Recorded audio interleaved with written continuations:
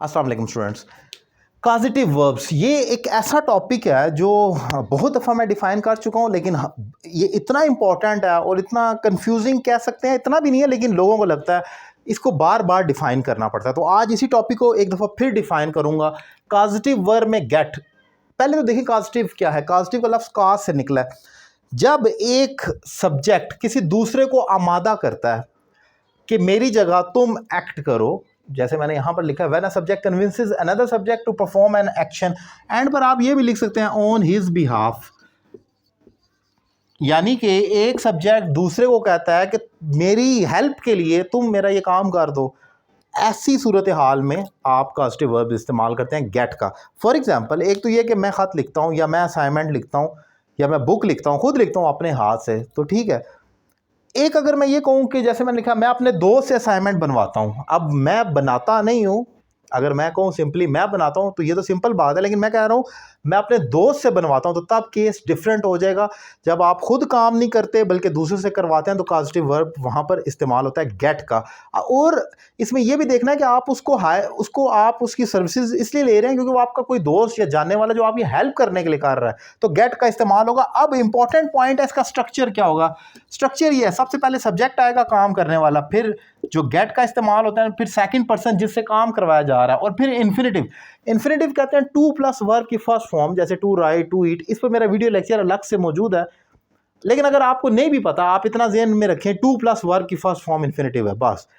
And पर object जिस चीज़ पर काम करवाया जा रहा है। फॉर एग्जाम्पल, मैं अपने दोस्त से असाइनमेंट बनवाता हूँ, प्रेजेंट इंडेफिनिट है।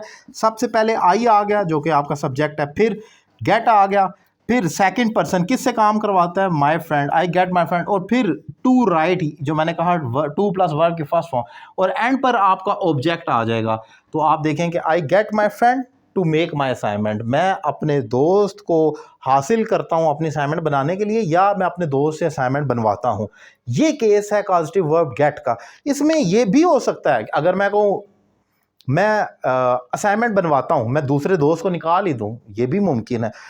इस पर भी मेरे वीडियो लेक्चर्स मौजूद हैं यूट्यूब पर, आप देख सकते हैं। इसे मैंने नाम दिया खुद से अननोन पॉजिटिव का, क्योंकि इसमें हम जिससे काम करवा रहे हैं वो शख्स मौजूद नहीं है। ये तो होगा ना मैं अपने दोस्त से ख़त लिखवाता हूँ, लेकिन अगर मैं कहूँ मैं ख़त लिखवाता हूँ, तो मेरी इंग्लिश लैंग्वेज कोर्स की एक बुक है जिससे हम ऑनलाइन कोर्स करवाते हैं, वो मेरा अपना लिखा हुआ कंटेंट है। उस पर भी मैंने जो पॉजिटिव वर्ब की तरतीब दी है वो इस तरीके से दी है, गेट, लेट, मेक और हैव, ये चार पॉजिटिव वर्ब हैं। और पांचवा टॉपिक मैंने लिखा है अननोन पॉजिटिव के नाम से। अननोन ये किसी बुक, किसी जगह, किसी वेबसाइट में नहीं लिखा, ये मैंने अपने समझाने के लिए, स्टूडेंट्स को एक हिंट देने के लिए कर दिया कि ये नॉन पॉजिटिव है जिसमें आपको पता है दूसरा बंदा नॉन होगा। अली हसन से ख़त लिखवाता है, मैं अपने दोस्त से करवाता हूँ।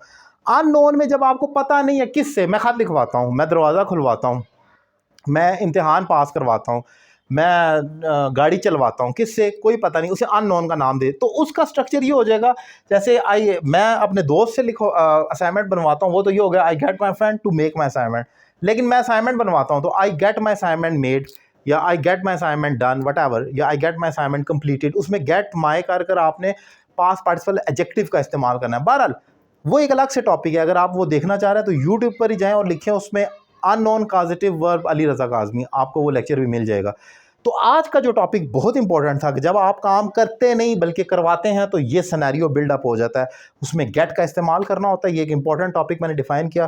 उम्मीद करता हूँ लेक्चर आपको पसंद आएगा। मुझसे ऑनलाइन क्लासेस लेने के लिए नंबर आपकी स्क्रीन पर मौजूद है। एक रीज़नेबल फ़ी पे करें और घर बैठे अपने इंग्लिश लैंग्वेज कोर्स का आगाज़ करें। Thank you very much.